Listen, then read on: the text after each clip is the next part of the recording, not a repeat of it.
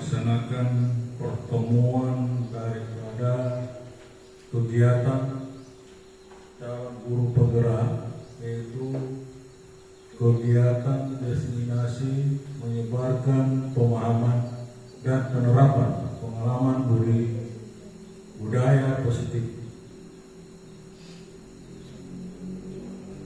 Kegiatan ini dimaksud yaitu menyebarkan atau memberikan sesuatu kepada orang lain dan pemahaman dan penerapan pengalaman yang ada pada kedua guru penggerak ini jelas, dan tentu ini merupakan salah satu destinasi daripada kegiatan yang mereka laksanakan, sehingga kita mendapatkan kegiatan-kegiatan ini semaksimal mungkin untuk kita ke depan. Jadi untuk itu bagi kita guru dan kepala sekolah yang ada di SD 1 Bulawa menerima kegiatan ini dengan secara seksama, yang tidak bisa kita pungkiri untuk kita menerima kegiatan-kegiatan seperti ini. Untuk itu kita sebagai guru yang ada di sini tentu menerima kegiatan seperti ini untuk menjelang masa-masa yang akan datang. Dulu sekian dan terima kasih. Wassalamualaikum warahmatullahi wabarakatuh. Waalaikumsalam warahmatullahi wabarakatuh. Acara selanjutnya yaitu pemaparan budaya positif dari kami berdua. Yang pertama untuk memaparkan saya sendiri.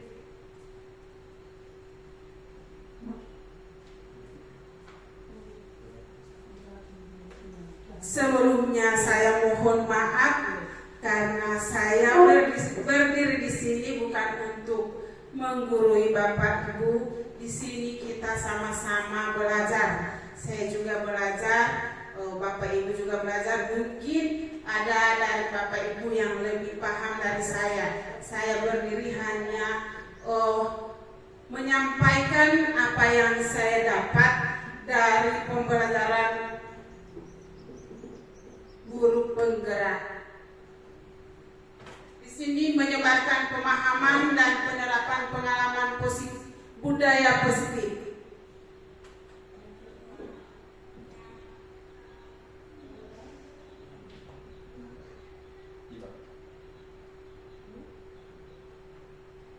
Pokok bahasan disiplin positif. Yang pertama itu disiplin positif dan nilai-nilai kebajikan universal.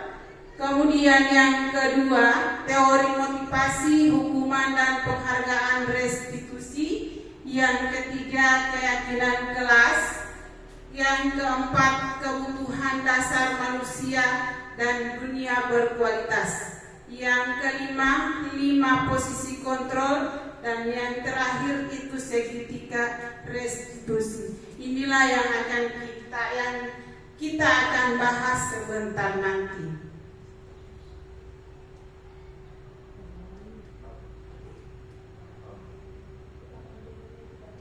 Yang pertama, disiplin positif dan nilai-nilai kebajikan universal. Di sini kita ada disiplin positif dan nilai-nilai universal kebajikan. Nah, kita lihat dulu mana kata disiplin. Ya, di sini disiplin salah satu strategi yang perlu kita tinjau kembali adalah penerapan disiplin di sekolah kita. Apakah telah efektif? Apakah masih perlu ditinjau kembali? Apa sesungguhnya arti dari disiplin itu sendiri? Apa kaitannya dengan nilai-nilai kebajikan? Nah, ini yang akan kita bahas bersama ya. Disiplin di sekolah kita itu sudah terwujud sama dengan kemarin kita mengisi kalimat tumpang yang memimpikan murid-murid seperti apa kita di SDN 1 Bulawak. Sebelumnya, mari kita tanyakan ke diri kita sendiri dulu ya tentang disiplin. Bagaimana kita berperilaku, mengapa kita melakukan segala sesuatu. Apakah kita melakukan sesuatu karena adanya dorongan dari lingkungan atau ada dorongan dari orang lain? Jadi kita menanyakan dulu, menerapkan disiplin itu dari diri sendiri dulu, dari diri kita. Ya, kemudian kita menerapkan disiplin kepada anak-anak. Kita belum disiplin, maka kita sudah menerapkan sama anak-anak. Tentunya, anak-anak sekarang baru dilihat saja pada jam masuk. Kadang anak-anak juga ada yang terlambat, tidak tepat waktu datang ke sekolah. Jadi mari kita menerapkan disiplin itu dari diri kita sendiri dulu. Terkadang kita melakukan sesuatu itu karena kita menghindari rasa sakit atau ketidaknyamanan. Terkadang juga melakukan sesuatu untuk mendapatkan apa yang kita mau. Pernahkah Anda melakukan sesuatu untuk mendapat senyuman atau pujian? Nah, di sini untuk melakukan disiplin itu, apa kita melakukan disiplin karena ada dipuji? Kan begitu?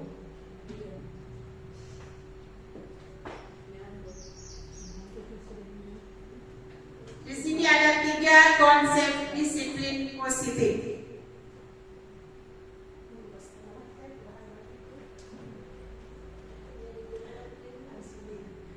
Ada konsep disiplin, ada 3. Yang pertama, konsep disiplin positif merupakan unsur utama dalam terwujudnya budaya positif yang kita cita-citakan di sekolah kita.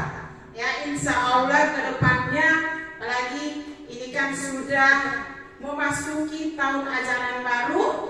Nah, kita mungkin dari Bapak Kepala Sekolah yang memberikan disiplin dulu yang pertama, karena kan ada siswa baru.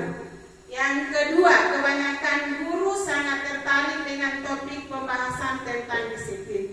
Memang selalu setiap pengarahan dari Bapak Kepala Sekolah itu selalu ada kata disiplin. Yang ketiga, mereka berpendapat bahwa kalau saja anak-anak pasti mereka akan bisa belajar. Ini makna disiplin menurut Ki Hajar Dewantara. Ini yang kita dapatkan kemarin di pembelajaran guru penggerak.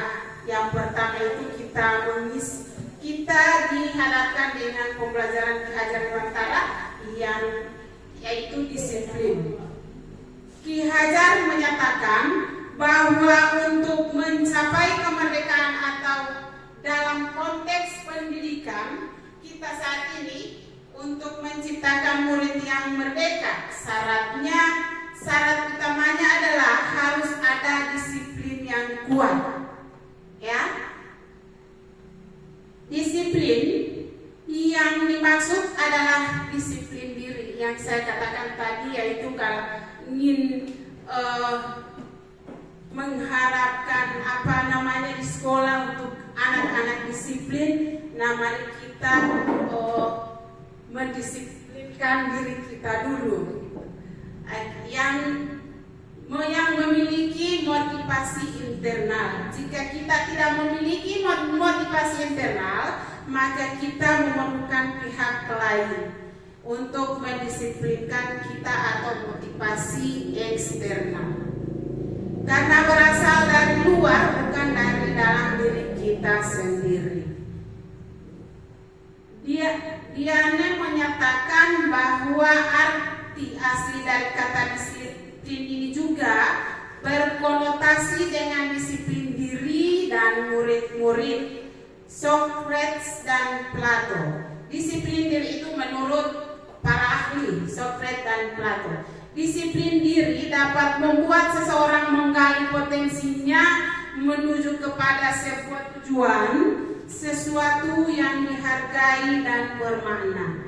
Dengan kata lain, disiplin diri juga mempelajari bagaimana cara kita mengontrol diri dan menguasai diri untuk memilih tindakan yang mengacu pada nilai-nilai yang kita hargai. Yang berikut ada nilai-nilai kebajikan universal.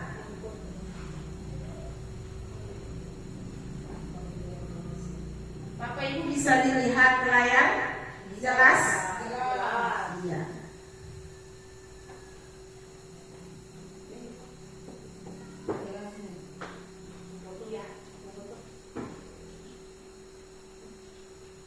Nilai-nilai kebajikan universal.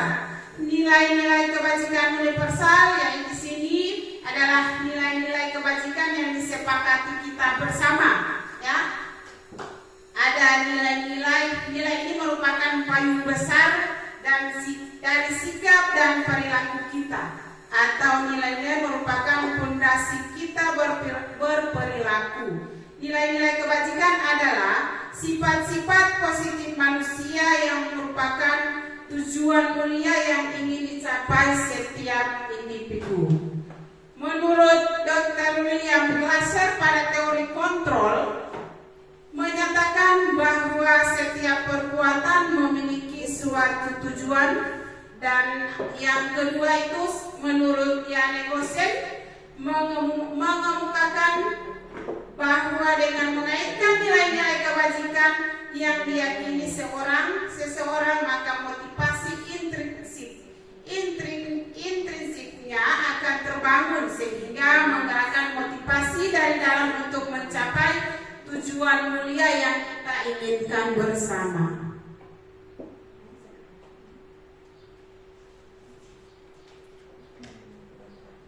Ini nilai-nilai kebajikan dari 6 institusi atau organisasi. Itu ada keterkaitannya dengan profil pelajar Pancasila. Yang ada 6 itu. Yang pertama kita sudah tahu bersama di profil pelajar Pancasila itu ada 6 nilai, ya, beriman, bertakwa kepada Tuhan Yang Maha Esa dan berakhlak mulia. Kemudian yang kedua ada mandiri, ketiga bernalar kritis, keempat berkebinekaan global, dan kelima bergotong royong, terakhir kreatif.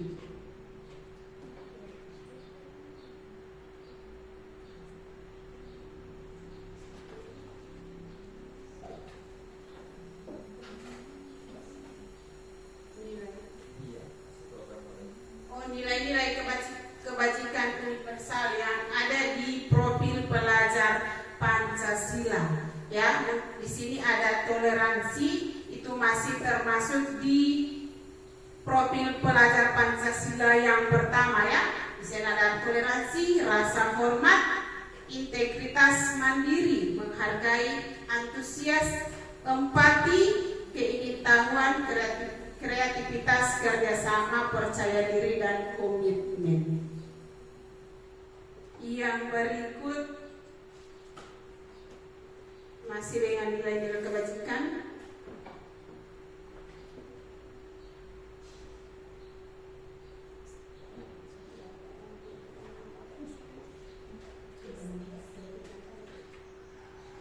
Iya, sekarang masuk di materi teori motivasi hukuman.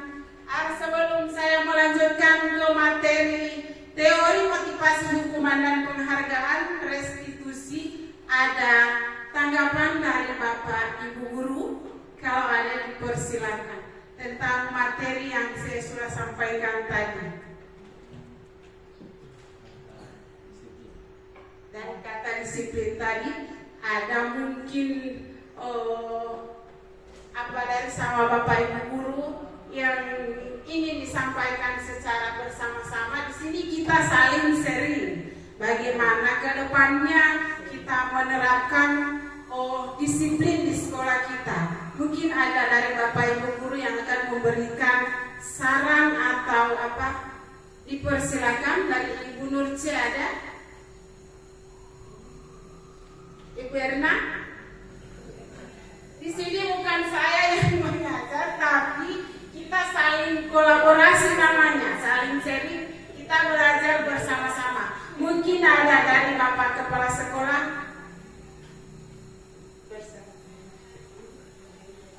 Assalamualaikum warahmatullahi wabarakatuh. Ini berbicara tentang disiplin, jelas apa yang dijelaskan oleh Yohan. Ini tentang jati diri daripada disiplin ini, terutama pada diri kita sendiri. Kalau diri kita sendiri, jelas tata tertib ini akan terpenuhi dan bisa diikuti oleh rekan-rekan sejawat, bahkan murid-murid yang ada di sekolah itu. Kalau disiplin ini kita tidak jalankan yang semestinya sesuai dengan jati diri kita ini, jelas disiplin ini tidak akan kita lihat pada yang sebenarnya. Untuk disiplin bagi kita sebagai guru yang ada di sekolah ini, tentu disiplin ini sudah ada, tapi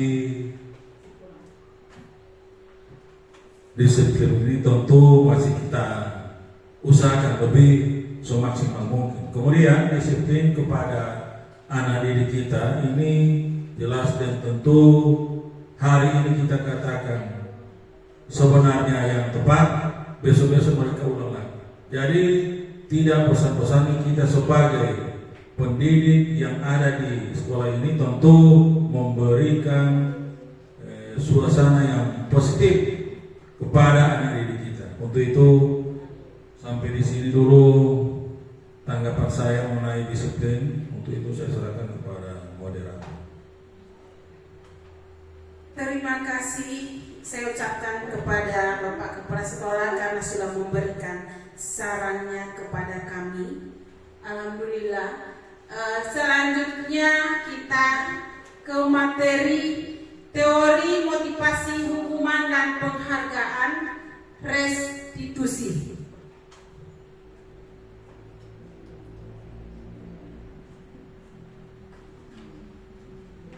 Motivasi perilaku manusia. Menurut Yannick Gosen dalam bukunya bahasa Inggris, saya juga tidak tahu bahasa Inggris ini. Kita belajar tentang disiplin, masih sekolah disiplin ini. Mungkin ini sekolah disiplin. Menyatakan ada 3 hal motivasi perilaku manusia. Yang pertama yaitu untuk menghindari ketidaknyamanan atau hukuman.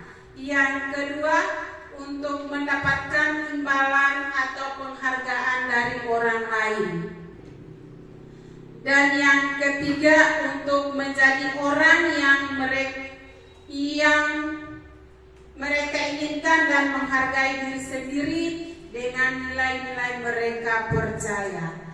Untuk menghindari ketidaknyamanan atau hukuman itu kita memberi, memang di sini banyak anak-anak itu kan terlambat. Dikatakan saja anak-anak sudah tidak mampu dengan hukuman. Biar kita buat seperti apa mereka tetap tidak ada. Nah, sebagai guru kita apa yang kita sudah dapatkan kemarin tentang di pembelajaran CGP, yaitu ada nanti sebentar akan dijelaskan pemberian hukuman melalui segitiga restitusi.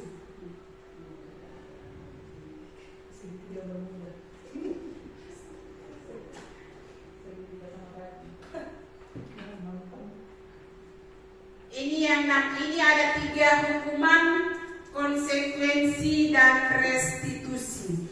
Kita lihat dulu hukuman itu apa. Yang pertama itu hukuman bersifat tidak terencana atau tiba-tiba. Hukuman yang diberikan bisa berupa fisik maupun psikis murid, atau anak disakiti oleh suatu perbuatan atau kata-kata. Ya. Yang kedua itu konsekuensi. Konsekuensi di sini sudah terencana atau sudah disepakati, sudah dibahas, disetujui oleh murid dan guru. Murid sudah mengetahui sebelumnya konsekuensi yang akan diterima bila ada pelanggaran. Kalau yang ketiga itu restitusi. Restitusi adalah proses menciptakan kondisi bagi murid untuk memperbaiki kesalahan mereka sehingga mereka bisa kembali pada kelompok mereka dengan karakter yang lebih kuat. Ini ada 3. Yang pertama itu hukuman. Memang hukuman itu belum kita berikan kepada anak itu memang tidak terencana. Apabila anak itu melanggar satu aturan tata tertib, ya, iya kita kecoplosan langsung begitu. Itu hukuman. Kalau konsekuensi itu memang sudah ada perjanjian, kayak kita membuat satu kesepakatan di kelas atau namanya keyakinan kelas. Dan kita sudah buat setiap pagi itu kita harus apa dulu.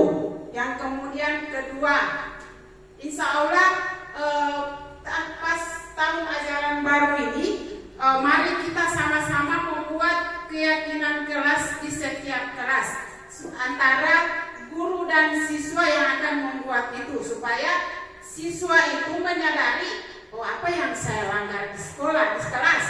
Nah, mereka bisa membaca keyakinan kelas yang kita akan buat. Mungkin dari situ siswa kita sadar yang tidak bisa dilakukan apa, mungkin begitu. Konsekuensi itu sudah terencana atau sudah disepakati, atau pemberian hukuman yang melanggar kayak tidak pakai sepatu. Kan di sini kemarin di kelas 1 itu saya sudah terapkan kepada orang tua, kalau masuk tahun ajaran baru sepatunya harus berwarna hitam.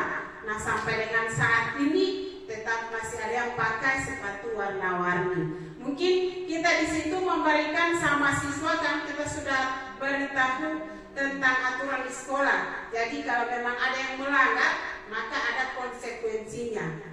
Begitu. Kemudian yang ketiga itu restitusi. Itu mengembalikan kepercayaan kepada anak. Sama dengan kita sudah lakukan kemarin tentang menangani kasus. Itu lewat segitiga restitusi, memanggil anak yang membuat kasus, itu antara kita dan anak yang akan membicarakan kenapa sampai melanggar yang begini. Kemudian ini pengertian restitusi. Restitusi adalah proses menciptakan kondisi bagi murid untuk memperbaiki kesalahan mereka sehingga mereka bisa kembali pada kelompok mereka dengan karakter yang lebih kuat. Restitusi membantu murid menjadi lebih memiliki tujuan, disiplin positif, dan memulihkan dirinya setelah berbuat salah. Penekanannya bukanlah pada bagaimana berperilaku untuk menyenangkan orang lain atau menghindari ketidaknyamanan, namun tujuannya adalah menjadi orang yang menghargai nilai-nilai kebajikan yang mereka percayai. Iya, restitusi di sini itu penanganan masalah, bukan langsung kita door to door sama anak, tapi kita apabila ada anak yang melanggar aturan atau apa, itu diundang di dewan guru atau di mana, nah kita langsung wawancara dengan anak tersebut. Kenapa sampai berbuat hal yang seperti ini? Karena kita ketahui bersama karakter anak kita itu berbeda-beda, ya, karena tidak sama karakter mereka. Ada yang siswanya cepat, kalau ditegur langsung naik darah, mungkin begitu. Nah, di sini dengan segitiga restitusi ini bisa membantu kita untuk menangani masalah-masalah yang ada di sekolah. Begitu juga buat kalau kepala sekolah mungkin ada teman-teman gurunya yang bermasalah juga bisa dibuat ambil segitiga restitusi untuk menangani, bukan selalu kita buat sama siswa. Untuk kepala sekolah juga bisa.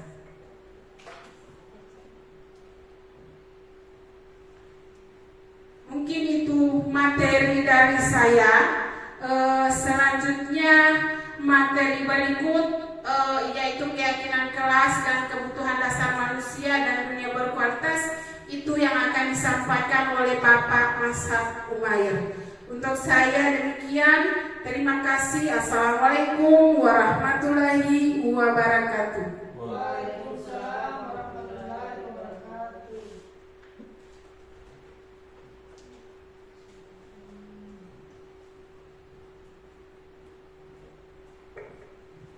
Baik, di sini saya akan melanjutkan pemaparan materi yang dimana tadi Ibu Yolan sudah sampaikan beberapa materi tentang budaya positif, yang dimana materi pertama itu tentang disiplin positif, dimana pada pemberian atau penyebaran pemahaman dan penerapan budaya positif itu hanya bertujuan untuk menumbuhkan, atau menimbulkan bagaimana motivasi itu bisa muncul dari dalam diri, bukan dari motivasi dari kayak semacam begini. Dia bisa muncul dari dalam diri itu tanpa ada pengaruh dari luar. Itu nanti akan saya bahas lebih dalam, tapi untuk mengawali saya memberikan pemahaman tentang budaya positif atau melanjutkan lagi materi yang sudah disampaikan sama Viola. Tadi sudah disampaikan mengenai disiplin positif. Disiplin positif itu memang penting untuk dilaksanakan, karena itu merupakan salah satu cara untuk mewujudkan apa sih memang tujuan pendidikan ini, seperti itu. Kemudian yang kedua, di situ ada motivasi yang sudah disampaikan sama Ibu Yolan tadi, di mana pada motivasi di dalam budaya positif ini, Ibu Ruslim, di mana pada pemaparan pertama Ibu Ruslim sudah mengatakan ada motivasi perilaku manusia. Nah, di situ saya mau jelaskan lagi tiga motivasi perilaku manusia. Yang pertama yaitu untuk menghindari ketidaknyamanan. Mungkin tadi sudah disampaikan dari sama Ibu Yolan, Ibu Ruslim Ismail. Kalau untuk menghindari ketidaknyamanan, jadi dia semacam ada motivasi melakukan sesuatu, tapi itu kayak semacam ada motivasi dari luar. Kemudian yang kedua, untuk mendapatkan imbalan dari orang lain. Nah, adapun motivasi untuk melakukan sesuatu itu karena ingin mendapatkan sesuatu atau ingin mendapatkan imbalan seperti penghargaan. Dan yang ketiga, inilah yang menjadi tujuan kenapa kami sebagai calon guru penggerak dalam pendidikan guru penggerak itu mengadakan kegiatan diseminasi ini, yaitu untuk menyebarluaskan pemahaman dan penerapan budaya positif terkhusus di Sekolah SDN 1 Bulawak, yaitu untuk menghargai diri sendiri. Itu motivasi yang harus ada pada entah itu kita sebagai guru, kepala sekolah sebagai pemimpin, beserta murid sebagai warga sekolah. Karena itulah menjadi tujuan utama kenapa kami melaksanakan kegiatan diseminasi ini, yaitu untuk bagaimana bisa menyebarluaskan pemahaman dan bagaimana melakukan penerapan budaya positif. Di sini saya akan melanjutkan materi mengenai keyakinan kelas. Tentu ibu bertanya-tanya, apa sih sebenarnya ini keyakinan kelas? Karena jujur saya saja nanti ini saya juga menemukan ini keyakinan kelas atau mendengarkan nama atau pernyataan keyakinan kelas. Yang dulu-dulu itu yang saya tahu itu cuma ada peraturan kelas, tata tertib kelas. Nah, di sini ada kalimat pemantik atau kalimat pendukung itu mengapa tidak peraturan saja? Mengapa harus keyakinan kelas? Kira-kira saya minta respon dari Ibu. Apakah ada yang bisa menjelaskan kenapa itu tidak peraturan saja? Kenapa harus digantikan lagi menjadi suatu keyakinan? Kan maksudnya dia sama. Kalau mau dilihat sama maknanya, tetapi ada perbedaan. Meskipun dia sama, tapi mempunyai sisi perbedaan. Nanti di sini saya akan jelaskan lebih dalam lagi. Tapi sebelumnya saya ingin meminta, siapa tahu ada respon dari Ibu, umpan balik dari Ibu. Mengapa sih tidak peraturan saja? Mengapa harus keyakinan kelas? Kira-kira ada yang bisa memberikan respon atau memberikan umpan balik? Mengapa tidak peraturan saja? Mengapa harus keyakinan kelas? Kalau misalkan ada, silakan angkat tangan. Mungkin ada dari saya.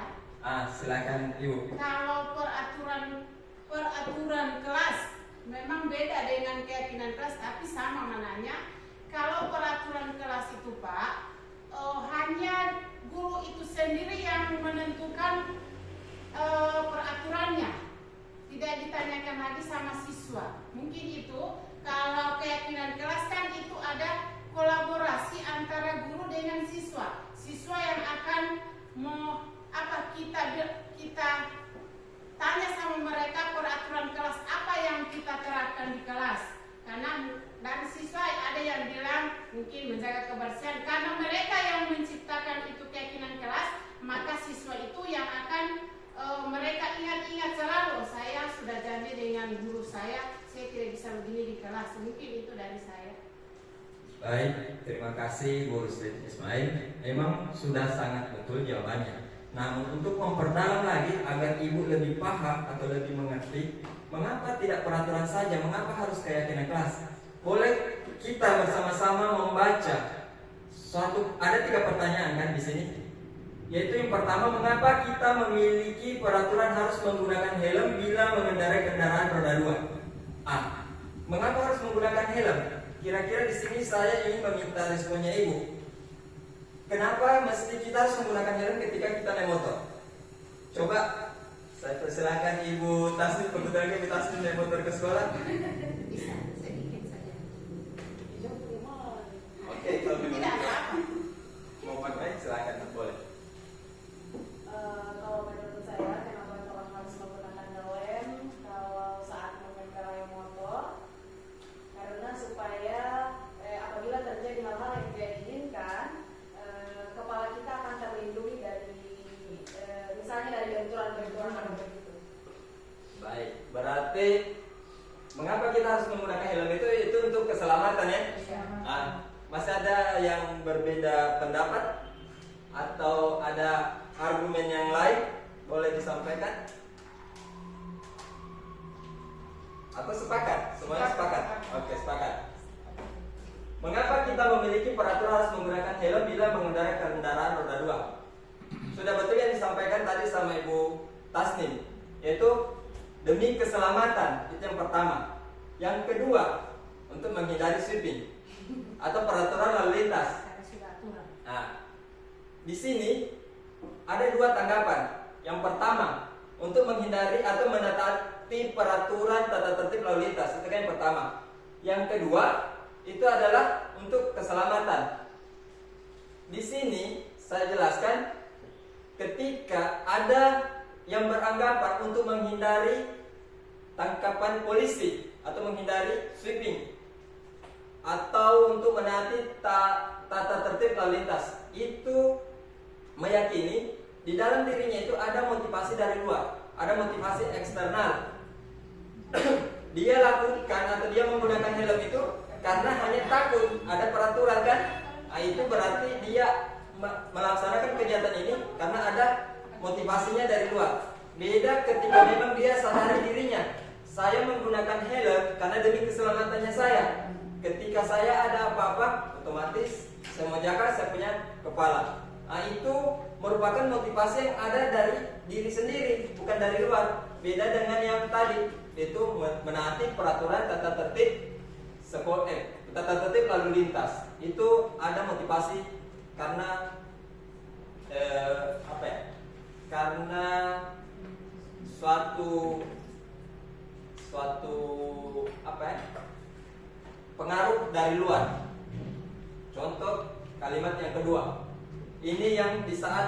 Senin kemarin, kita diarahkan selalu menggunakan masker, mencuci tangan, dan menjaga jarak 1,5 meter. Di sini sama, ketika kita menggunakan masker karena hanya ingin ada COVID nanti tertular, atau karena kita menggunakan masker karena ada peraturan. Di sini sama dengan hal yang pertama tadi. Tadi memang waktu COVID itu ada kan aturan harus wajib menggunakan masker. Yang kedua, rajin mencuci tangan ketika menjaga jarak 1,5 meter. Ketika yang kita lakukan itu memakai masker karena peraturan, berarti itu motivasi dari dirinya Bapak Ibu itu masih ada pengaruh dari luar atau motivasi dari luar. Beda ketika memang disadari, oh memang saya harus memakai masker, mencuci tangan, dan menjaga jarak karena untuk keselamatannya saya. Itu motivasi dari dalam diri. Oke, untuk mengefisienkan waktu, yang ketiga saya sudah bahas, lanjut saja ke materinya. Nah, ini keyakinan kelas. Dalam membuat sebuah keyakinan kelas atau dalam sebuah pemahaman di keyakinan kelas itu ada 3 tahapan. Yang pertama, tahapan menciptakan program kebajikan. Yang kedua, pembentukan keyakinan sekolah. Yang ketiga, prosedur pembentukan keyakinan sekolah. Kita bahas yang pertama. Yang pertama ini adalah tahapan menciptakan program kebajikan. Di sini, tahapan menciptakan program kebajikan itu saling berkaitan dengan nilai-nilai universal yang sudah dipaparkan tadi oleh Ibu Ruslin Ismail, yaitu nilai-nilai universal yang ada pada disiplin positif tadi, pada disiplin positif tadi, itu di mana siswa diarahkan bagaimana siswa itu bisa bertanggung jawab supaya ada rasa tanggung jawab dalam dirinya. Yang kedua, jujur. Yang ketiga, disiplin. Yang keempat, dia bisa membawa dirinya di mana dia berada. Nah, itu nilai-nilai yang diharuskan ada tertanam dalam peserta didik. Yang kedua, pembentukan keyakinan sekolah atau keyakinan kelas. Di sini ada terlihat keyakinan sekolah dengan keyakinan kelas. Ketika ingin membentuk sebuah keyakinan kelas, berarti itu hanya mencakup di ruangan kelas saja.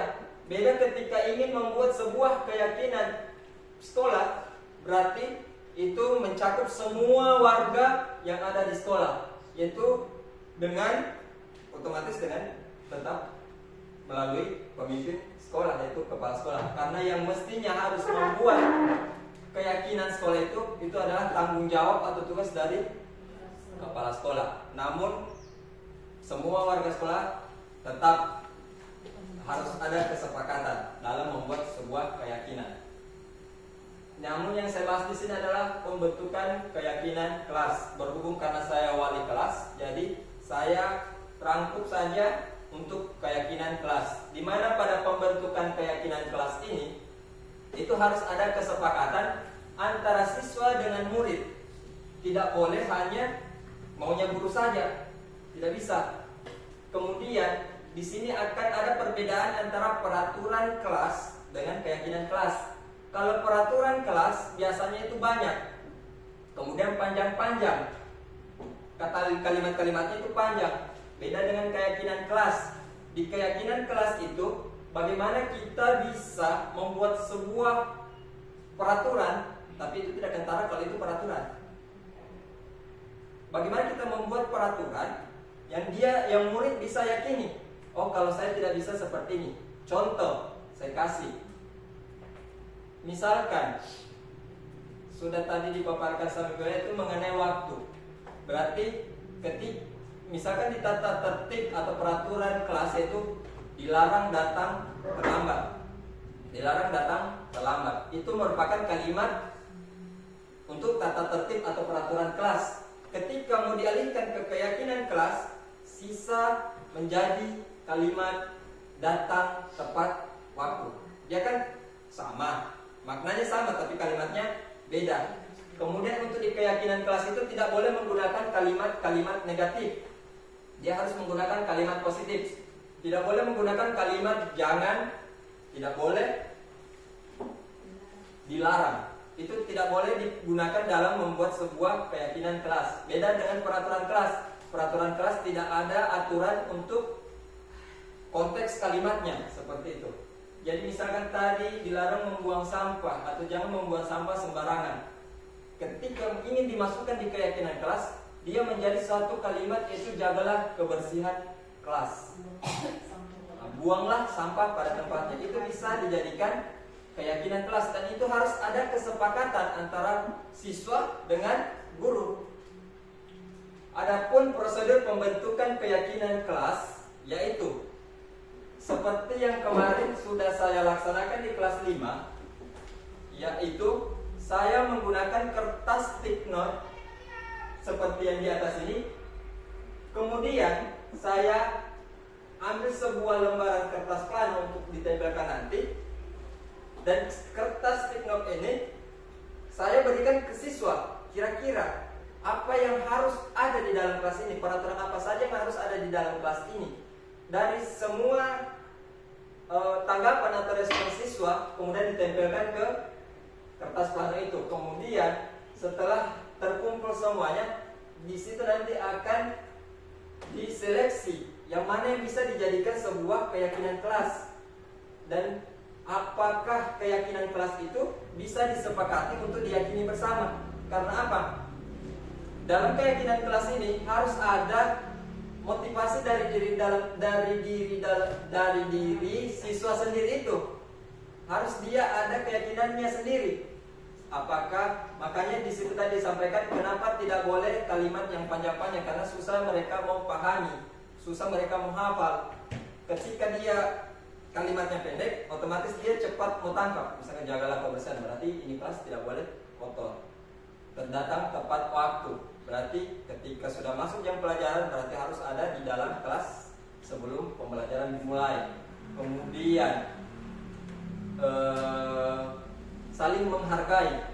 Berarti saling menghargai berarti tidak boleh ada yang, apalagi sekarang di sekolahnya kita terutama itu masih banyak siswa yang sering paku gara. Nama orang tua.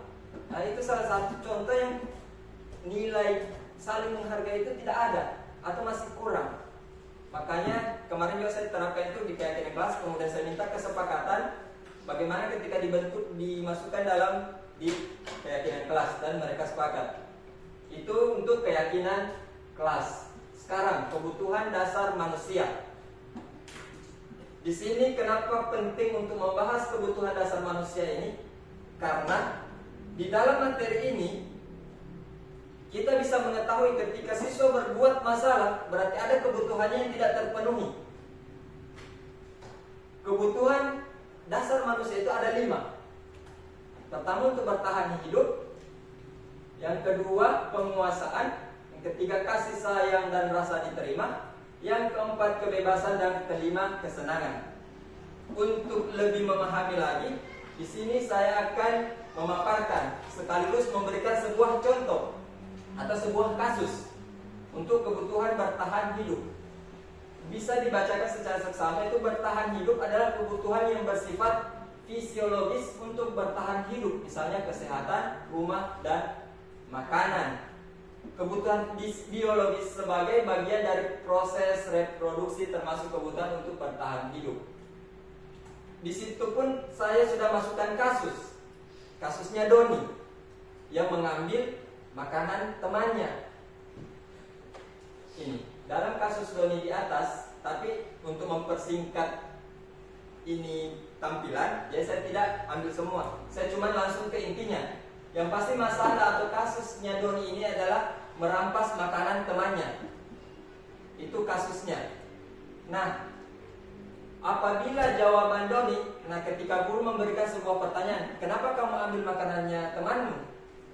Ketika jawabannya Doni ditanya oleh Ibu Ambar adalah karena ia lapar dan orang tuanya tidak membawakannya bekal makan siang. Itulah kebutuhan untuk bertahan hidup. Kenapa dia ambil makanan temannya? Karena dia lapar. Otomatis dia harus cari makan untuk bertahan hidup. Itu kebutuhan pertama. Dan untuk kebutuhan yang kedua, kasih sayang dan rasa ingin diterima. Ya namanya manusia pasti ingin disayang-sayang, betul? Dan rasa ingin diterima. Kebutuhan ini dan 3 kebutuhan berikut adalah kebutuhan psikologis. Kebutuhan untuk disayangi dan diterima meliputi kebutuhan akan hubungan dan koneksi sosial. Di situ bisa dibaca dan saya persingkat saja langsung di kasusnya. Kasus di atas. Apabila Doni menjawab bahwa alasannya mengambil bekal temannya karena dia merasa senang temannya jadi memperhatikan dia. Berarti seolah-olah ini Doni tidak dianggap ada di lingkungan itu. Makanya dia sengaja membuat ulah untuk menarik perhatian temannya karena dia ingin dianggap ada di lingkungan itu. Itu yang jadi masalah karena kurangnya kasih sayang dan rasa ingin diterima. Inilah kasus atau kebutuhan yang dibutuhkan oleh siswa. Karena namanya siswa yang bermasalah itu berarti ada satu kebutuhan yang tidak terpenuhi. Seperti itu. Entah itu dia tadi kebutuhan untuk bertahan hidup, ini rasa kasih sayang. Apalagi yang kayak anak yang selalu buat masalah itu. Ini broken home kayaknya begini. Memperhatikan dia, makanya kebutuhan dasar yang saya benar adalah kebutuhan akan kasih sayang dan rasa diterima. Mungkin bisa dipahami kan? Yang ketiga, penguasaan. Nah, kebutuhan ini berhubungan dengan kekuatan untuk mencapai sesuatu, menjadi kompeten, menjadi terampil, diakui atas prestasi dan keterampilan, didengarkan dan memiliki rasa harga diri.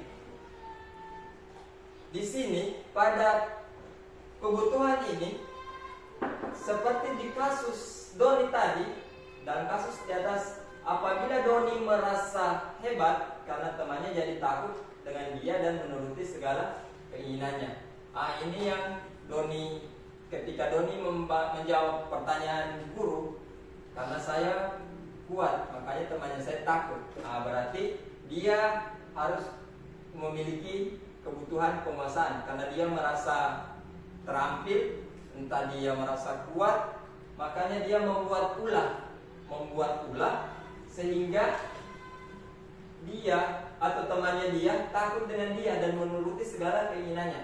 Ini terjadi di siswanya kita kemarin, yaitu jaga bab pajak. Ada kan kasusnya kemarin itu jaga bab pajak. Itu karena apa? Kebutuhan penguasaan. Jadi dia seolah-olah dia berkuasa di teman-teman yang lain. Seperti itu. Kemudian kebutuhan kebebasan. Kebutuhan untuk bebas adalah kebutuhan akan kemandirian, otonomi, memiliki pemilihan dan mampu mengendalikan arah hidup seseorang. Anak dengan kebutuhan kebebasan yang tinggi menginginkan pilihan, mereka perlu banyak bergerak, suka mencoba-coba, tidak terlalu terpengaruh oleh orang lain dan senang mencoba hal baru dan menarik. Di sini seperti kasusnya Doni, ketika Doni menjawab bahwa dia merasa bosan dengan bekal makanan yang dibawakan ibunya dari rumah karena ibunya selalu membawakan bekal yang sama, tidak ada perbedaan. Oleh karena itu dia ingin mencoba makanan teman-temannya yang beraneka ragam. Maka Doni sedang berusaha memenuhi kebutuhannya akan kebebasan. Dari kasus ini, kenapa kita sebagai guru itu harus melakukan pembelajaran yang diferensiasi atau pembelajaran yang beragam, supaya tidak menimbulkan rasa jenuh, rasa bosan kepada siswa. Makanya setiap pembelajaran itu harus guru menjadi kreatif terhadap pembelajaran, itu memberikan inovasi-inovasi terbaru atau pembelajaran yang baru sehingga dapat menumbuhkan motivasi untuk siswa lebih giat lagi dalam proses pembelajaran. Ini ketika masuk di ranah kasusnya Doni tadi, tapi untuk ranah umumnya itu kita sebagai pendidik, sebagai guru, yaitu harus melakukan pembelajaran yang beragam atau pembelajaran diferensiasi seperti itu. Kemudian kesenangan. Kebutuhan akan kesenangan adalah kebutuhan untuk mencari kesenangan, bermain dan tertawa. Nah, ini bisa kita lihat di kelas 3. Siswa di kelas 3 itu paling banyak membutuhkan kebutuhan ini.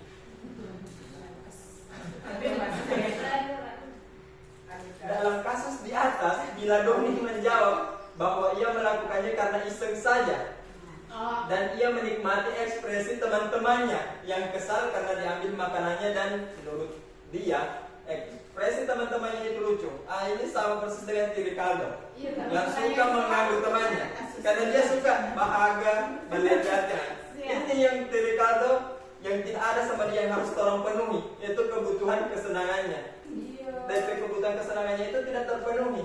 Seperti itu. Berkebutuhan khusus. Jadi masuk dia itu kebutuhan khusus. Karena sesuai yang begitu. Butuh perhatian kasih. Perhatian. Itu tadi yang mengenai materi keyakinan kelas.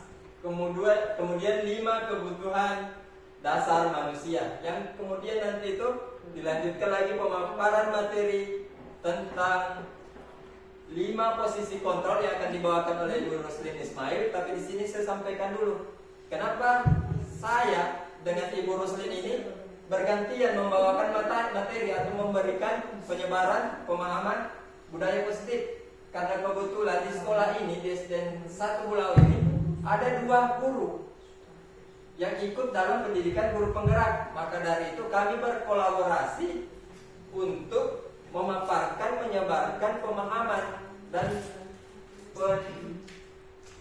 pemahaman tentang budaya positif. Karena kan maksudnya tujuannya sama, tetap ingin menyebarkan dan memberikan pemahaman tentang budaya positif. Jadi alangkah baiknya ketika kita berkolaborasi saja, karena kan maksudnya sama, untuk mempersingkat juga waktu. Apalagi Bapak dan Ibu itu pasti punya kesibukan serta urusan masing-masing. Jadi kami putuskan untuk tetap berkolaborasi saja dalam menyebarluaskan pemahaman dan penerapan budaya positif. Mungkin seperti itu. Dan sekian dari pemaparannya saya, dan akan dilanjutkan oleh Ibu Roslin Ismail.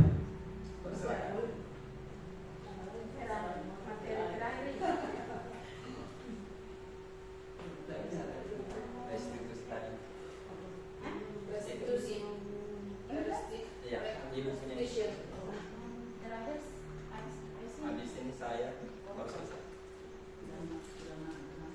Oke, saya ambil lagi kembali apa yang sudah dipaparkan oleh Bapak Pamasat tadi, yaitu tentang keyakinan kelas dan kebutuhan dasar manusia. Seperti sekarang ya, jam istirahat, tentunya kita butuh makan, ya. Jadi itulah kebutuhan manusia, harus makan. Kalau tidak makan juga kita akan tidak bisa mengikuti kegiatan, tentunya lapar. Tidak konsentrasi dengan materi. Di sini kita kolaborasi, bukan kita berdua yang memberikan sama ibu-ibu, tapi kita di sini saling sharing apa yang kita sudah dapatkan. Itu yang kita sampaikan kepada ibu-ibu, berbagi praktik. Jadi apa yang ibu ketahui, jadi kita saling tukar pikiran, begitulah. Kemudian materi berikut yaitu 5 posisi kontrol. Di sini 5 posisi kontrol itu ada penghukum, pemberi rasa bersalah, teman, pemantau, dan manajer. Yang pertama yaitu penghukum. Kita kita jadi guru itu memang sudah ada sama kita ini yang namanya penghukum, pemberi rasa bersalah, teman, pemantau, manajer. Memang sudah kita lakukan di sekolah, tetapi kita tidak sadari bahwa inilah pembelajaran, meski sudah pembelajaran tentang memberi hukuman sama anak-anak. Memang kita sudah jalani ini, cuma karena kami ikut guru penggerak, jadi kami bisa tahu, oh berarti ini sudah orang jalankan di sekolah. karena memang kita tidak tahu begitu. Jadi di sini ada penghukum, pemberi rasa bersalah, pemantau, manajer. Yang pertama itu penghukum. Memang kalau saya lihat di SDN 1 Bulawa, rata-rata kita itu guru hanya sebagai penghukum semua. Karena kalau penghukum itu selalu memberikan suara kata-kata yang keras sama anak-anak. Memang seorang penghukum bisa menggunakan hukuman fisik maupun verbal. Orang-orang menjalankan posisi penghukum senantiasa mengatakan bahwa sekolah memerlukan sistem atau alat yang lebih menerapkan murid-murid lebih dalam lagi. Iya, karena di sini kita semua bukan posisi manajer, hanya posisi penghukum semua. Karena suaranya terlalu besar atau terlalu keras sama anak-anak. Jadi di sini masih posisi penghukum. Penghukum itu memberikan suara keras atau kata-kata, tidak juga kata-kata kasar, begitu. Itu yang namanya penghukum. Kalau memang ada jaringan, ada juga video yang akan kami tayangkan tentang yang mana itu penghukum, pemantau, dan manajer. Karena tidak ada jaringan, jadi videonya tidak bisa diakses.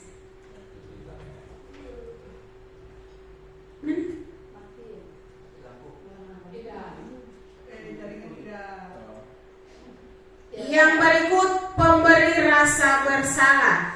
Posisi ini, pemberi rasa bersalah itu menggunakan kata-kata yang dia merasa bersalah. Setelah kita membentak anak atau marah-marah sama anak dari posisi penghukum tadi, mungkin kita akan merasa bersalah sama anak yang kita beri suara keras tadi. Kita yang akan merasa bersalah. Karena begini, kalau kita marah-marah sama anak, mungkin anak ini akan muncul rasa bencinya sama kita. Bagaimana? Karena kita bersuara keras sama mereka. Jadi di sini ada pemberi rasa bersalah itu, kita merasa bersalah karena sudah jadi anak tersebut kita panggil lagi tapi kita bersuara dengan suara yang lembut. Itu pemberi rasa bersalah, menggunakan suara yang lembut supaya mereka nyaman dan tidak akan timbul rasa dendam mereka sama kita. Yang berikut jadi teman, posisi teman. Guru pada posisi ini tidak akan menyakiti murid, namun akan tetap berupaya mengontrol murid melalui persuasi. Posisi teman pada guru biasa negatif ataupun positif. Positif di sini berupa hubungan baik yang terjadi antara guru dan murid. Guru di posisi teman menggunakan hubungan baik dan humor untuk mempengaruhi seseorang. Jadi posisi teman, ya mungkin kita panggil untuk berteman dalam, tapi temannya itu dalam budaya positifnya. Yang berikut, pemantau. Memantau berarti mengawasi. Ya, pada saat kita mengawasi, kita bertanggung jawab atas perilaku orang-orang yang kita awasi. Posisi pemantau berdasarkan pada aturan-aturan dan konsekuensi. Kayak tadi, ya, pemberi hukuman ada konsekuensinya dan ada restitusinya. Dengan menggunakan sanksi atau konsekuensi, kita dapat memisahkan hubungan pribadi kita dengan murid sebagai seseorang yang menjalankan posisi pemantau. Ya, kita sebagai guru, jadi hanya memantau anak-anak, mungkin memantau dari seperti kan di sini di sekolah kita itu masih banyak anak-anak yang selalu melanggar aturan. Yang terakhir itu posisi manajer. Mungkin kita di guru di SDN 1 Bulawa belum ada jadi yang posisi manajer, hanya posisi penghukum semua. Ya, kalau posisi manajer itu, posisi terakhir adalah posisi manajer adalah posisi di mana guru berbuat sesuatu bersama dengan murid. mempersilahkan murid mempertanggungjawabkan perilakunya, mendukung murid agar dapat menemukan solusi atas permasalahannya. Sama dengan seperti kita lakukan kemarin, itu posisi manajer mengundang siswa yang melanggar aturan dengan menggunakan restitusi segitiga restitusi, ya, untuk menangani kasus yang dibuat siswa kita. Jadi kita undang, kita bicara baik-baik dengan siswa. Mungkin di sini belum ada yang guru menjadi posisi manajer, sedangkan saya juga di kelas 1 bukan posisi manajer yang saya ambil, tetapi masih dengan posisi penghukum karena rata-rata anak karakternya berbeda. Mungkin tahap demi tahap apa yang saya dapatkan dari pembelajaran guru penggerak itu mungkin akan saya terapkan sesuai dengan apa yang kita sudah dapatkan dari pembelajaran guru penggerak tersebut. Dan materi terakhir itu untuk dilanjutkan oleh Pak Masat, segitiga restitusi. Sekian dari saya. Assalamualaikum warahmatullahi wabarakatuh.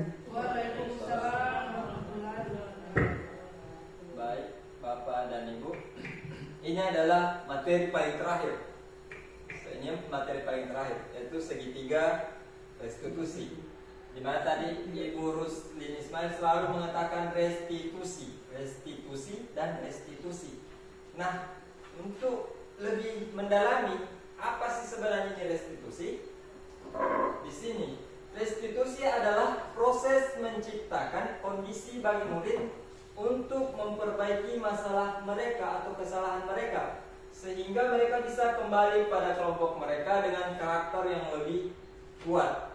Jadi restitusi itu adalah sebuah kondisi untuk murid memperbaiki kesalahannya. Adapun nanti tahapan-tahapan atau langkah-langkah kegiatan restitusi itu yang nanti akan dibahas, tapi setidaknya Bapak Ibu terlebih dulu mengetahui atau memahami apa sih restitusi ini. Berarti restitusi adalah proses menciptakan kondisi bagi murid untuk memperbaiki kesalahan mereka, sehingga mereka bisa kembali pada kelompok mereka dengan karakter yang lebih kuat.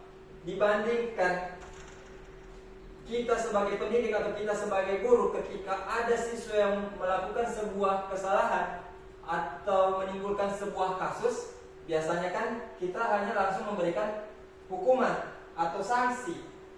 Nah, pemberian hukuman atau pemberian sanksi itu bisa berdampak buruk bagi peserta didik, termasuk mentalnya, psikologisnya. Dia bisa berdampak di situ.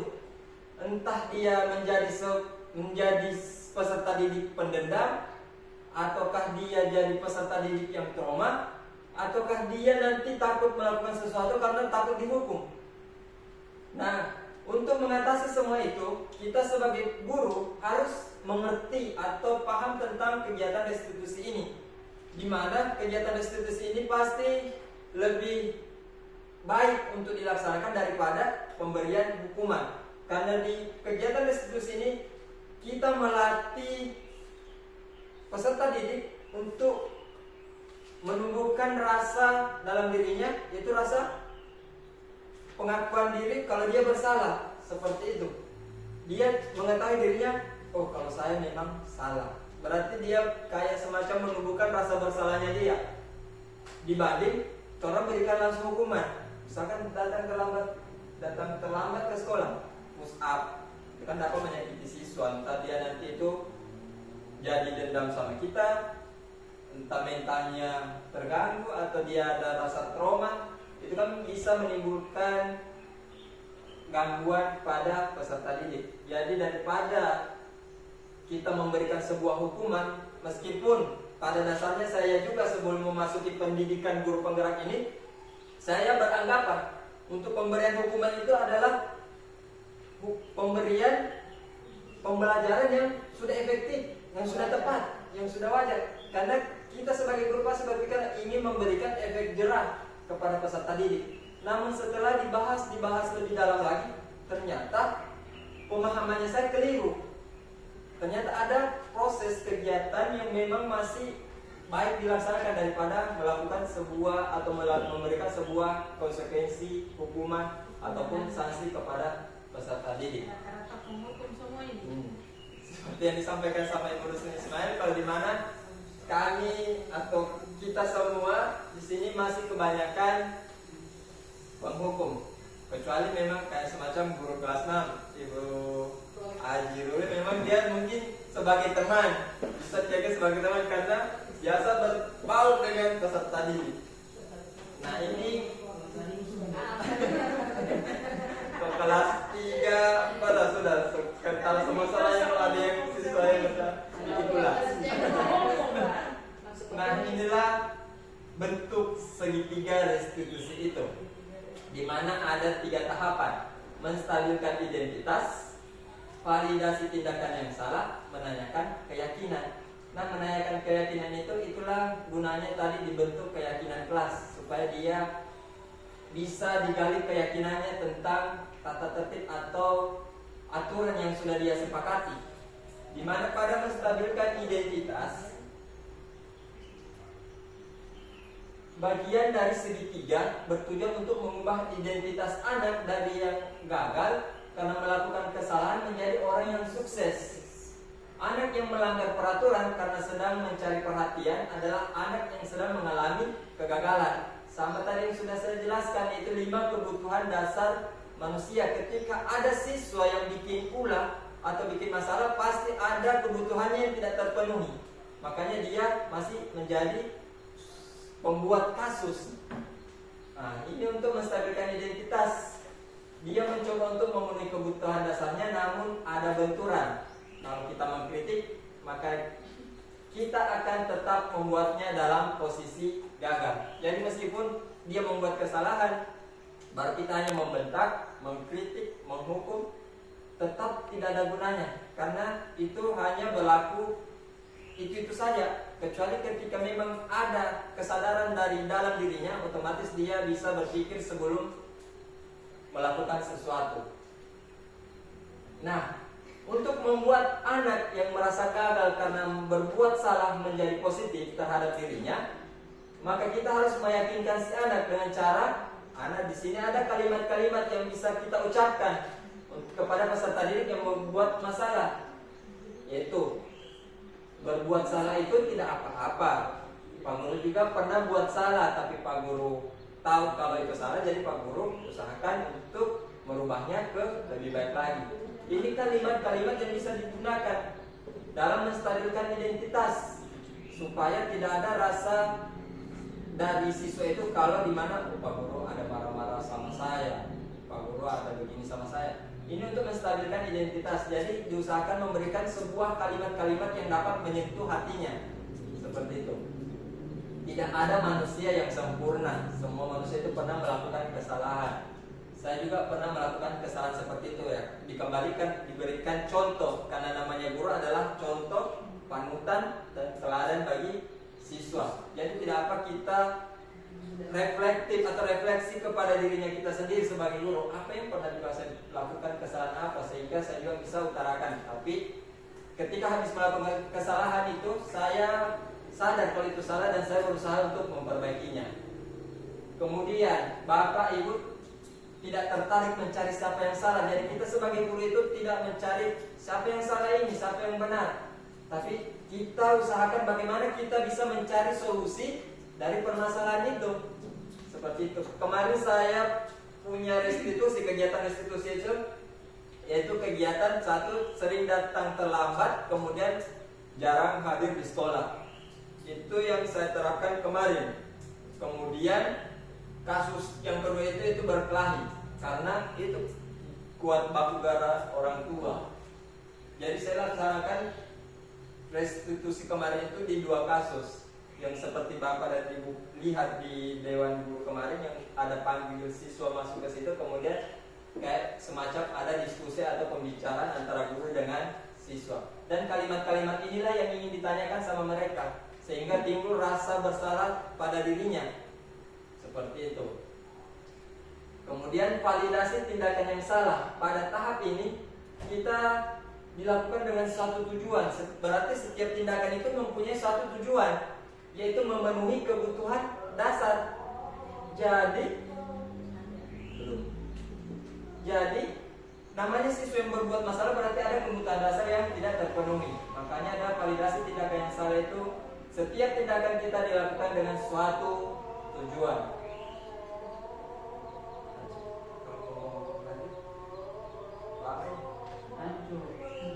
Oke, lanjut ya, daripada kan di sisa ini juga kan. Nah, kalau kita memenuhi kebutuhan dasar, apa yang mendasari sebuah tindakan, kita akan bisa menemukan cara paling efektif untuk memenuhi kebutuhan tersebut. Nah, di dalam kegiatan ini, kegiatan terakhir itu kita cari tahu dulu apa alasannya dia melakukan masalah itu, atau apa alasannya siswa ini menimbulkan kasus yang dia hadapi, seperti itu. Setelah kita mengetahuinya, kita menggali informasinya lebih dalam, kemudian kita mencarikan solusi bersama-sama. Bagaimana mengatasi masalah itu, bagaimana kita bisa menyelesaikan masalah itu. Menurut teori kontrol, semua tindakan manusia, baik atau buruk, pasti memiliki maksud atau tujuan tertentu. Seorang guru yang memahami teori kontrol pasti akan mengubah pandangannya dari teori stimulus respon ke cara berpikir proaktif yang mengenali tujuan dari setiap tindakan. Adapun kalimat-kalimat yang bisa diutarakan ke siswa dalam validasi tindakan yang salah itu adalah padahal kamu bisa melakukan yang lebih buruk dari ini. Di sini contoh kemarin sewaktu bertengkar antara Celia dengan Septi. Septi ini karena Celia selalu digara dengan nama orang tua, akhirnya dia emosi. Setelah emosi dia tidak sadar menarik jilbab dari Celia. Nah, itulah kalimat ini, padahal kamu bisa melakukan yang lebih buruk dari ini. Jadi setidaknya kita bisa mencari hal yang bisa lebih fatal dari apa yang dilakukan oleh peserta didik ini, sehingga dia sadar, oh ternyata ada yang berakibat fatal yang saya bikin ini ketika saya selalu berkelahi begini. Kemudian kalimat yang kedua, kamu pasti punya alasan mengapa melakukan hal itu. Itulah caranya guru untuk menggali informasi kenapa sampai menimbulkan kasus. Kamu patut bangga pada dirimu sendiri karena kamu telah melindungi sesuatu yang penting buatmu. Nah, kamu boleh mempertahankan sikap itu, tapi kamu harus menambahkan sikap yang baru. Inilah validasi tindakan salah agar siswa kayak semacam menghakimi dirinya sendiri atau menyadari dirinya sendiri seperti itu, sesuai dengan kebutuhan yang mereka butuhkan. Kemudian yang fase terakhir itu menanyakan keyakinan.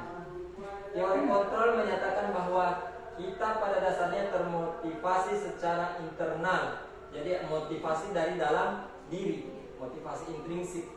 Ketika identitas sukses telah tercapai, berarti identitas masalah tadi, maka anak akan siap untuk dihubungkan dengan nilai-nilai yang dia percaya dan berpindah menjadi orang yang dia inginkan. Nah, di fase terakhir ini, di situ tadi ketika sudah dapat informasinya, sudah tahu alasannya kenapa melakukan itu, makanya kita kembali bertanya atau kembali refleksi kepada siswa ini, keyakinan apa yang dia percaya sesuai dengan keyakinan yang ditetapkan di kelas atau yang disepakati di kelas.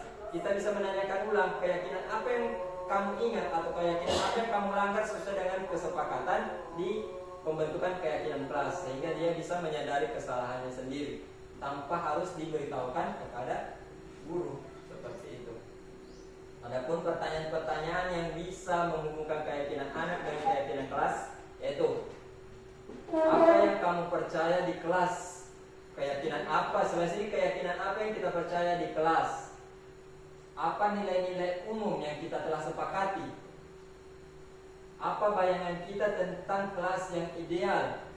Apa yang kamu rasakan ketika melakukan itu? Dan kamu akan menjadi menjadi orang yang seperti apa ketika selalu melakukan hal itu. Itulah materi tentang keyakinan kelas serta restitusi segitiga restitusi. Nah, adapun maksud dari menyebarkan pemahaman dan penerapan budaya positif itu tidak lain dan tidak keluar dari bagaimana kita sebagai guru bisa menumbuhkan rasa kepercayaan yang ada pada siswa, menumbuhkan motivasi dari dalam diri siswa untuk berubah menjadi lebih baik, serta bagaimana mewujudkan peserta didik yang sesuai dengan filosofi Ki Hajar Dewantara dan mewujudkan peserta didik yang sesuai dengan profil pelajar Pancasila yang sudah dibawakan tadi sama Ibu Roslin Ismail, yaitu ada 6 dimensi yang memang harus dan yang betul-betul wajib ada pada peserta didik, yaitu pertama rasa gotong royong. Bukan berarti gotong royong itu hanya sekedar membersihkan lingkungan sekolah, yaitu di mana siswa bisa bekerja sama, berkolaborasi antara temannya atau siswa dengan guru ataupun guru sesama guru, seperti itu. Yang kedua yaitu beriman, bertakwa dan berakhlak mulia. Mungkin di situ sudah dikatakan bersama bagaimana nilai beriman, bertakwa dan berakhlak mulia itu. Sama halnya ketika kita meyakini keyakinannya kita kepada Tuhan Yang Maha Esa, meskipun kita tidak lihat, meskipun kita tidak rasa, tetapi ada keyakinan dalam dirinya kita, apa yang harus kita kerjakan, apa yang harus kita patuhi. Itulah namanya sebuah keyakinan. Kemudian yang ketiga, bernalar kritis. Bernalar kritis di sini berarti berpikiran secara kritis. Kemudian yang keempat adalah mandiri. Mandiri berarti dia bisa mengendalikan dirinya sendiri tanpa adanya pengaruh atau arahan dari luar. Yang kelima adalah berkebinekaan global, di mana ini lebih mengarah ke nilai-nilai kebudayaan yang ada di Indonesia, apalagi kita berada di negara yang penuh dengan kekayaan budaya. Kemudian yang terakhir adalah kreatif, di mana di sini kita berharap bagaimana pemikiran siswa itu bisa lebih kreatif dari sebelumnya. Mungkin cuma itu dari saya. Setidaknya ketika ada tambahan dari Ibu Roslin Ismail, saya persilahkan. Tapi ketika memang tidak, Ibu sudah bisa tutup kegiatan diseminasi ini. Dan saya beserta Ibu Roslin Ismail sebagai calon guru penggerak dari pendidikan guru penggerak mengucapkan sangat-sangat banyak terima kasih atas partisipasinya Ibu dalam mengikuti kegiatan ini, yang sudah meluangkan waktunya dalam menghadiri kegiatan ini, serta permohonan maaf ketika memang masih ada kekurangan serta masih ada yang tidak puas dari pemaparan dari kami. Kami mengucapkan sangat permohonan maaf dan saya akhiri dengan ucapan Assalamualaikum warahmatullahi wabarakatuh. Waalaikumsalam warahmatullahi wabarakatuh.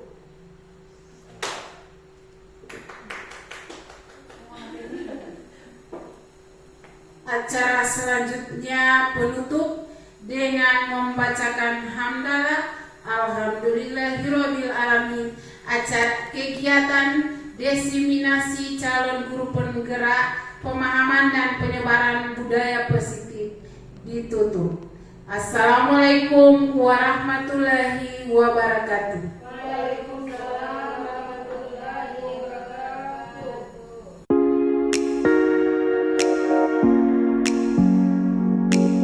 Assalamualaikum warahmatullahi wabarakatuh. Waalaikumsalam warahmatullahi wabarakatuh. Untuk hari ini, Pak Guru akan mengajak kalian untuk membuat satu keyakinan kelas. Mungkin kalian baru dengar itu keyakinan kelas. Di sini Pak Guru ingin jelaskan sedikit. Keyakinan kelas itu sama halnya dengan peraturan kelas. Baru apa lagi? Sama halnya dengan tata tertib kelas. Kemudian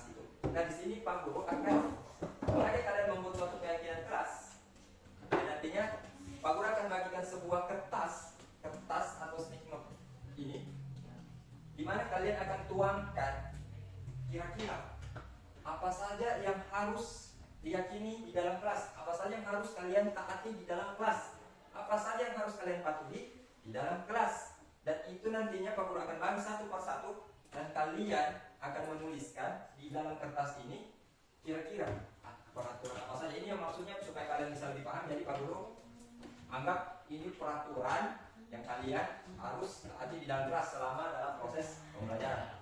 Nah, kalian nanti tuangkan di sini, tuliskan di sini, kemudian ditempel di kertas ini yang Pak Guru sudah sediakan di papan tulis. Nah, sebelumnya Pak Guru itu memberikan contoh terlebih dahulu supaya kalian lebih paham bagaimana sih isi keyakinan kelas itu.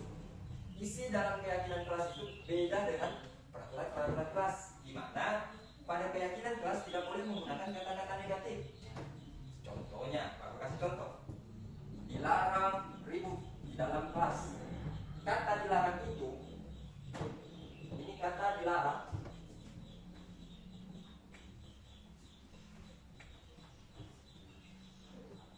dilarang ini merupakan suatu kata negatif. Jadi dalam membuat suatu keyakinan kelas itu, kalian tidak boleh menggunakan kata-kata negatif seperti tidak boleh, jangan. Jadi usahakan kalian menggunakan kata-kata positif. Misalkan contoh satu masalah, dilarang ribut di dalam kelas, seperti tadi kan, dilarang ribut di dalam kelas. Nah, ini ketika kalimatnya seperti ini bisa dijadikan suatu peraturan kelas, tata tertib kelas dengan menggunakan kalimat ini. Tetapi ketika sudah dituangkan di keyakinan kelas, harus menggunakan kata yang gampang kalian pahami, satu, gampang kalian ingat, dua, dan yang ketiga itu tidak menggunakan kalimat atau kata negatif.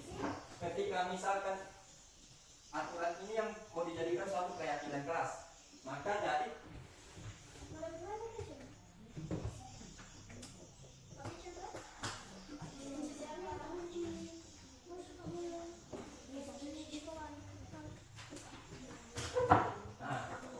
jadi tetap maknanya sama, dilarang ribut di dalam kelas. Ini ketika masuk di dalam tata tertib atau peraturan kelas. Tetapi ketika mau dijadikan suatu keyakinan kelas, yaitu kalian harus tetap menjaga ketertiban. Ketertiban berarti sudah dilarang ribut, dilarang bermain, dilarang berteriak-teriak. Inilah menjadi satu contoh kalimat yang bisa dituangkan dalam keyakinan kelas. Kalian sudah paham? Jadi di dalam keyakinan kelas, ketika kalian menuangkan di kertas ini tidak boleh menggunakan kata apa? Kata negatif satu. Baru yang kedua, harus menggunakan kata yang positif. Yang kedua, yang ketiga, harus kalian menggunakan kata yang gampang diingat, mudah dipahami, dan kalian bisa yakin untuk menaati itu semua. Oke? Nah, di sini Pak Guru akan bagi sama kalian satu kertas. Ini satu kertas. Pak Guru akan bagi sama kalian, di mana kalian akan tulis keyakinannya, keyakinan kelas apa saja yang harus ada di kelasnya kita, supaya dalam proses pembelajaran itu bisa tercipta suasana kelas yang nyaman. Jadi satu kertas ini bisa berisikan satu keyakinan kelas.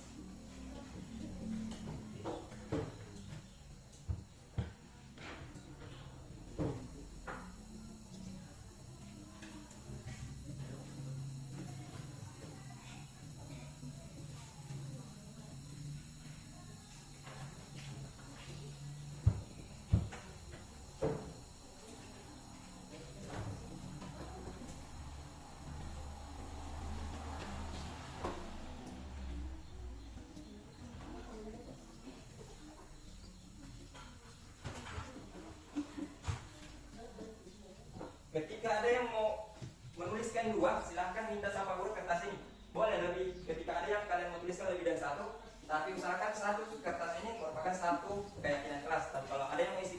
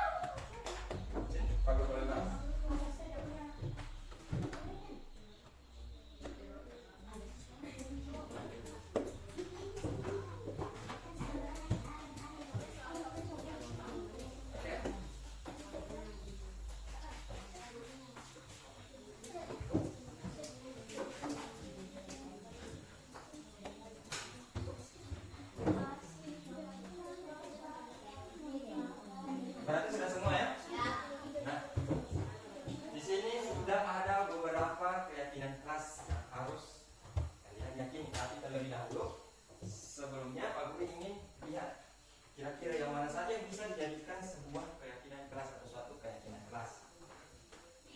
Kita akan baca satu persatu. Datang tepat waktu, oke boleh. Nah, sama dengan kata ini, dilarang makan di dalam kelas.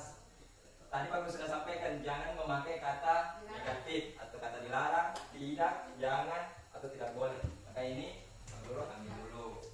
Dilarang ribut di dalam kelas berarti tidak. Baru yang lain, saling menghormati dan menghargai, oke. Mendengarkan dengan penuh perhatian, menyimak dengan baik, saling menghormati sudah ada. Angkat tangan jika ingin bicara, persis. Menjaga fasilitas kelas dengan baik, bertanggung jawab terhadap tugas, boleh. Bersikap jujur dan tanggung jawab, berarti ini sama dengan yang ini, bertanggung jawab terhadap tugas. Menjaga kebersihan kelas, oke. Selalu datang tepat waktu, sudah ada. Karena ini kan sama. Bersikap jujur, berarti ini sudah ada juga.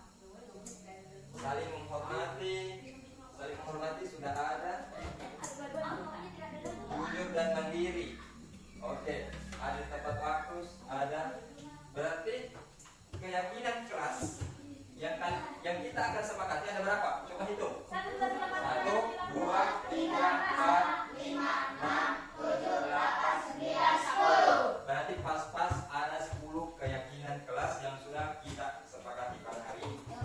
Di mana keyakinan kelas ini, ingat, keyakinan kelas ini kalian harus yakini di dalam dirinya kalian, itu yang akan kalian harus taati, itu yang kalian harus patuhi ketika berada di dalam kelas, apalagi di saat proses pembelajaran. Di sini Pak Guru akan bacakan keyakinan apa saja yang harus kalian yakini dalam dirinya kalian. 1, datang tepat waktu. Datang tepat waktu berarti tidak boleh itu, supaya kalian bisa lebih paham. Yang kedua, saling menghormati dan menghargai. Kalian pasti sudah tahu bagaimana sikap saling menghormati dan menghargai itu. Yang sama contoh, jangan baku garah. Ketika kalian baku garah berarti itu sudah kalian langgar keyakinan kelas yang ada di dalam ini, yang kalian sudah sepakati bersama. Entah kalian sesama siswa maupun sama dengan Pak Guru. Karena ini menjadi suatu keyakinan kelas yang harus kita patuhi. Kemudian mendengarkan dengan penuh perhatian. Berarti ketika Pak Guru menjelaskan sebuah materi, kalian tidak boleh bicara seperti itu. Pak Guru jelaskan ini, tapi kalian pasti sudah tahu maksud dari keyakinan yang kalian sudah tuliskan di kertas ini. Menyimak dengan baik, berarti ini sudah masuk di mendengarkan dengan penuh perhatian. Di situ kalian akan menyimak. Ini Pak Guru ambil. Kemudian angkat tangan jika ingin bicara, usahakan. Biasanya kan ketika kalian ingin memberikan respon, tanggapan atau kayak semacam ingin bertanya, biasakan kalian angkat tangan atau raise hand, bahasa gaulnya. Angkat tangan, Pak. Ketika Pak Guru sudah persilakan, silakan cerita. Itu yang harus kalian menjaga kebersihan kelas. Nah, ini salah satu keyakinan kelas yang harus kalian patuhi. Jadi tetap menjaga kebersihan kelas. Jadi di sini istilahnya jangan membuang sampah sembarangan. Jadi ketika kalian ada sampah silakan pungut, buang di tempat sampah. Kemudian menjaga fasilitas kelas dengan baik. Gitu. Karena apa? Fasilitas yang ada di kelas ini sebagai penunjang dalam proses belajarnya kita. Jadi usahakan tetap menjaga fasilitas apa saja yang ada di dalam kelas, termasuk tidak boleh mencoret-coretin meja atau mengotori mejanya kalian. Usahakan itu gunakan sesuai dengan yang semestinya. Jadi ini adalah proses tanda tangan sebagai pengesahan untuk keyakinan kelas yang sudah dibuat. Yang sudah tanda tangan silakan kembali ke meja masing-masing.